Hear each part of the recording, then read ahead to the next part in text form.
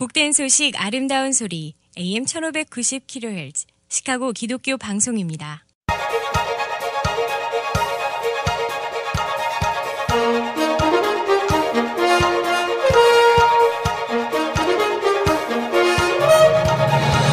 김정일 해설위원의 시사 해설.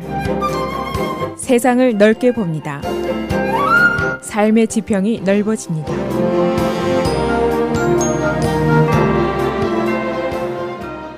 시사 해설입니다. 지금 텍사스라든가 이런 국경지대에 가면은 불법 입국을 하다가 붙잡힌 사람들 수천 명이 감금이 되어 있습니다. 그런데 이들이 동행했던 어린 자녀들과 격리돼서 수용이 되어 있습니다. 이 부모와 격리돼서 감금이 되어 있는 어린이들이 자그마치 2,000명이나 되는 것으로 밝혀졌습니다.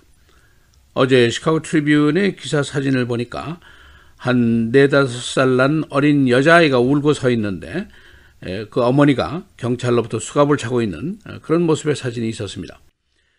이렇게 부모와 어린아이들을 격리 수용시키고 있는 것은 정부의 Zero Tolerance라는 정책 때문입니다. 사소한 규칙 위반도 허용하지 않겠다는 그런 정책 때문인데, 근년에 불법으로 입국한 사람들이 대부분 어린아이들을 동반하고 있습니다. 심지어는 어린이들만 보내는 경우도 많이 있습니다. 자신들이 소속된 사회에서 어린아이들이 생명과 안전이 위태롭기 때문인데, 트럼프 정부는 이것을 막기 위한 하나의 방편으로 불법으로 국경을 침입할 시에는 어린이들을 격리 수용한다 하는 정책을 세웠습니다. 이 정책에 대한 설명은 여러 가지입니다. 변명도 있고 당위성 주장도 있고 여러 가지인데, 어린이들의 안전을 위한다 하는 것부터 시작해서 트럼프가 자신의 이민법 추진을 위해서 민주당이 거부할 수 없는 일종의 수단으로 한다 하는 주장까지 있습니다. 여하튼 이 Zero Tolerance라는 정책에 대한 비판과 항의가 고조되고 있고, 이것이 최대의 비인간적인 정책이다, 그런 비난까지 나오고 있습니다. 또 앞으로 이 사태가 정치적으로도 큰 영향을 미칠 것으로 예상이 되고 있습니다. 그래서 오늘은 트럼프 정부가 이 정책을 쓰고 있는 이유는 무엇인지, 이 정책에 대한 정치권 그리고 사회 전반의 반응은 어떤 것인지 알아보도록 하겠습니다. 어제가 바로 Father's Day입니다. 가정을 위한 날인데, 의회의 의원들 일부 그리고 언론들이 텍사스라든가 이런 국경지대에 있는 불법 이민자 수용시설을 대거 시찰을 시작을 했습니다. 그런데 이 사람들이 발견한 것이 있습니다. 이런 것들인데, 지난 한 45일 동안 약 2,000명의 어린아이들이 부모로부터 격리돼서 수용이 되어 있는 것이 발견이 됐습니다. 이 중에는 6살 이하의 기저귀를 떼지 못한 어린이들도 한 100여 명이 있는 것으로 밝혀졌습니다. 이들은 한 20명 단위로 쇠 창살로 된 케이지, 그 우리식 시설에 격리가 되어 있는데, 바닥은 콘크리트이고 매트리스 포일 담요를 덮고 있었습니다.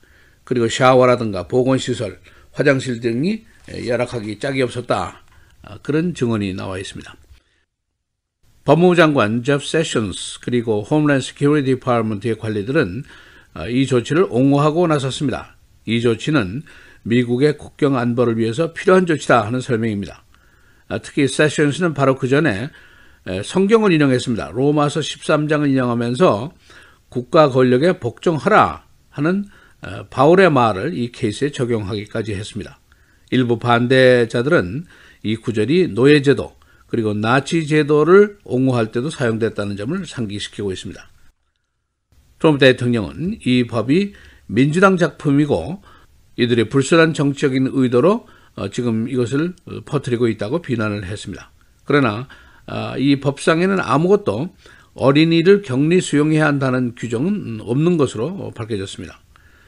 2,000명이나 되는 어린이들이 국경지대에 부모로부터 격리돼서 수용되어 있다는 사실, 이것이 자세히 밝혀지면서 사회 곳곳에서 이것을 큰 충격으로 받아들이고 있습니다. 이것은 한마디로 매우 비인간적인 정책이라는 것입니다. 한 의원은 Zero Tolerance 정책은 Zero Humanity 정책이다 라고까지 일축을 하고 있습니다. 어제 이 문제에 대해서 강력한 비난을 공개적으로 퍼부은 인사들이 많이 있는데, 대부분 민주당 사람들 그리고 기독교계 그리고 민권단체들이 있었는데, 이들뿐 아니라 공화당 측도 여기에 합세를 하고 있습니다.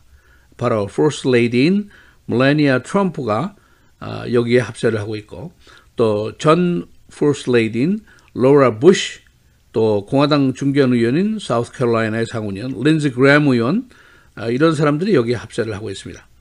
그리고 트럼프 대통령의 아주 강력한 후견인인 프랭클린 그램 목사도 여기에 포함이 되어 있습니다. 멜라니아 트럼프는 스테이트먼트 통해서 얘기를 했는데 나는 어린이들이 가족으로부터 격리되는 것을 옳지 않다고 본다. 여야가 함께 이 문제를 해결하기를 원하는데 법을 준수하는 것이 필요하지만은 이 나라는 law뿐 아니라 heart에 의해서 운영되어야 한다. 이렇게 의견을 얘기했습니다. 그런가 하면 로라 부시 여사는 이례적으로 이 사태를 2차 대전 당시 일본계 격리 수용 사건과 비교까지 하면서 국경을 보호하는 것은 중요한 것이지만 그러나 제로 톨러런스 정책은 잔인한 것이고 부도덕한 것이고 나의 마음을 크게 상하게 하는 것이다 라고 워싱턴 포스트의 기고문을 통해서 밝혔습니다. 또 메인주의 상원의원인 공화당 의원 수전 콜린스 상원의원 어제 CBS의 Face the Nation 프로그램에 나와서 어린이와 함께 국경을 넘으면 부모와 어린이가 격리된다는 메시지를 전하려는 의도인 것 같은데 그러나 이것은 아이들을 무고한 희생자로 만드는 것이 아니냐 이 나라의 가치관과 전혀 어긋난다라는 비난을 했습니다. 금주에 2개의 이민 법안이 이제 의회에서 제안이 됩니다. 폴 라이언 하원 의장이 제안한 다소 온건한 법안이 하나 있고 이것은 트럼프 대통령이 이미 서명 안 하겠다고 퇴짜를 놨습니다. 또 다른 하나는 트럼프의 멕시칸 워 그 예산 지출을 포함한 강경한 법안인데 이것은 또 의원들의 지지가 부족한 상태입니다. 민주당 쪽에서는 부모 자녀 격리 수용 사건에 초점을 맞춰서 트럼프 대통령의 극단주의적인 이민 정책 이것을 비난하는데 주력을 하고 있습니다. 다이앤 페인스타인 상원의원 캘리포니아 민주당 의원인데 이 가족 격리 금지 법안을 제안을 하게 됩니다. 현재로는 43명의 민주당계 의원들만 여기에 동의를 하고 있습니다. 어제 오레곤주의 상원의원인 제프 머클리 상원의원이 텍사스주에 있는 브론스빌 등에 있는 수용시설을 방문했는데 당국의 저지를 받아서 격리 수용된 어린아이들과 대화를 하는데 실패했습니다. 그리고 또 다른 의원들, 민주당 의원 7명이 뉴저지주에 있는 엘리자베스 시설을 방문했는데 당국이 이 의원들을 2시간이나 기다리게 하면서 푸대접을 했습니다. 트럼프 대통령이 최근에 민주당에게 이민법을 통과하려면은 자신이 제안한 것들, 즉 멕시칸 월의 건설 자금을 제공하라든가 합법 이민자에 대한 감축안에 동의를 해야만이 가능하다. 그런 주장을 계속해 왔었습니다. 그리고 가족 격리 수용 금지 법안 통과도 역시 자신의 주장을 반영해야만이 가능하다 하는 주장을 펼쳤습니다. 그러나 어제 화이트하우스 측에서는 워싱턴 포스트가 기사한 이 내용, 즉 가족 격리 금지안을 이민법 통과의 수단으로 또는 전제 조건으로 한다는 내용은 잘못이다라고 반박을 하고 나섰습니다. 트럼프 대통령이 이례적으로 어제까지는 이 문제에 대해서 직접 언급을 하지 않았습니다.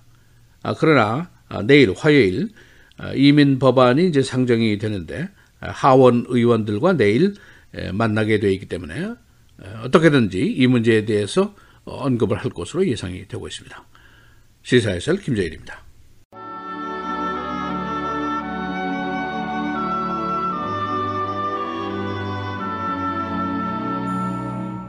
무엇보다도 뜨겁게 서로 사랑할지니 사랑은 허다한 죄를 덮느니라.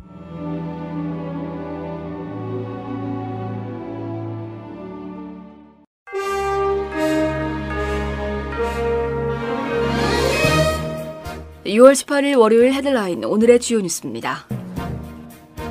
민주당 의원들은 어제 아버지 날을 기념해 텍사스주 남부 국경 맥켈런에 위치한 임시 구금 시설을 방문했습니다. 이들은 곤경에 처한 가족들의 상황을 알리고 트럼프 대통령에게 이러한 이민 정책을 끝낼 것을 촉구하기 위해 이번 방문을 계획했다고 전했습니다. 맥켈런 시설에는 약 1,100명의 불법 체류자들이 머물고 있으며 이 중 200명이 미성년자로 추정됩니다. 전국적으로는 지난 45일 동안 약 2,000명의 아이들이 부모와 헤어져 수용소에 머무르고 있습니다. 트럼프 대통령이 내일 공화당 하원 의원들과 회동해 불법 체류 청년 문제를 논의합니다. 트럼프 대통령은 일명 드리머로 불리는 불법 체류 청년들에게 6년 뒤 영주권을 신청할 수 있도록 허용하는 이민개혁 법안 표결을 앞두고 공화당 소속 하원 의원들을 설득하기 위해 내일 만날 예정입니다. 트럼프 대통령은 앞서 지난 15일 공화당의 보수파와 중도파가 불법 이민자들이 이민개혁 법안이 의회를 통과해 자신에게 넘어올 경우 서명을 거부하겠다고 밝힌 바 있습니다. 미국이 이르면 내일 유엔 인권이사회 탈퇴를 선언할 수 있다는 관측이 났습니다. 언론은 유엔 인권이사회가 오늘부터 3주간 이어질 예정인데 미국이 이르면 내일 탈퇴를 발표할 가능성이 있다고 소식통을 인용해 보도했습니다. 이 소식통은 미국이 탈퇴 여부가 아니라 언제 탈퇴할 것인지가 관심사라고 말했습니다. 일본 오사카 지역에 현지 시간 오늘 아침 7시 58분쯤 규모 6.1의 강한 지진이 발생했습니다. 지진 해일의 염려는 없었지만 시설 붕괴 등으로 최소 3명이 숨지고 200여 명이 다친 것으로 잠정 집계됐습니다. 이번 지진으로 오사카부의 오사카시, 다카스키시, 히라카타시, 이바라카시, 미노시 등에서는 진도 6 이하의 흔들림이 관측됐습니다. 2018 러시아 월드컵 조별리그가 진행되고 있는 가운데 어제 열린 독일과 멕시코의 경기에서 멕시코가 피파 랭킹 1위인 독일을 1대 0으로 제압하고 첫 승을 거두는 이변이 일어났습니다. 같은 조에 속해 있는 한국 대표팀은 현재 스웨덴과의 경기를 펼치고 있습니다. 현재 후반전 경기에서 1대 0으로 한국은 지고 있습니다. 오전 10시 벨기에와 파나마, 오후 1시 튀니지와 잉글랜드의 경기가 이어집니다. 브룩스 켑카가 남자 골프 메이저 대회 US 오픈에서 최종 합계 1오버파 281타로 작년에 이어 정상에 올랐습니다. US 오픈 2년 연속 우승은 29년 만에 나온 기록입니다. 플리트우드가 단독 2위를, 존슨이 3위에 올랐습니다. 더위경보가 오늘 오후 7시까지 계속됩니다. 고령자들과 심장질환자들의 주의가 요망됩니다. 어제 시카고 지방의 최고 기온 95도, 힛 인덱스가 103도였습니다. 오늘 일리노이주 환경국은 따로 공기 오염주의보를 내렸습니다. 시카고 시내에는 무더위를 피할 수 있는 쿨링 센터들이 운영되고 있습니다. 시카고 다운타운에 있는 트럼프 타워가 시카고 리버의 생태계에 위협이 되고 있다는 조사 결과가 나왔습니다. 주 당국에 따르면 이 고층 빌딩이 쿨링 시스템을 운영하기 위해 하루에 약 2천만 갤런의 강물을 빨아들이는데 이 물이 다시 강으로 되돌아올 때 수온이 34도나 높아져 물고기 등을 위협하게 됩니다. 주 당국은 이 빌딩이 적절한 보고서를 제출하지 않은 유일한 고층 건물이라고 지적했습니다. 한인 커뮤니티 소식입니다. 언론인 고 이윤모 박사의 추모 예배가 이번 주 토요일 오후 3시 제일연합감리교회에서 거행됩니다. 고 이윤모 박사는 시카고 지역 신문과 방송에서 20여 년간 활약하면서 한인 사회 발전을 위해 기여해왔습니다. 사회학 박사인 그는 또한 일리노이주 인권국에서 수석 연구원으로 재직했었습니다. 날씨입니다. 오늘도 무더위가 계속되는 가운데 폭염주의보가 내려졌습니다. 오늘은 대체로 맑은 날씨 보이다 오후 들어서 흐려지면서 천둥 번개를 동반한 비가 내리겠습니다. 낮 최고 93도, 밤 최저 66도.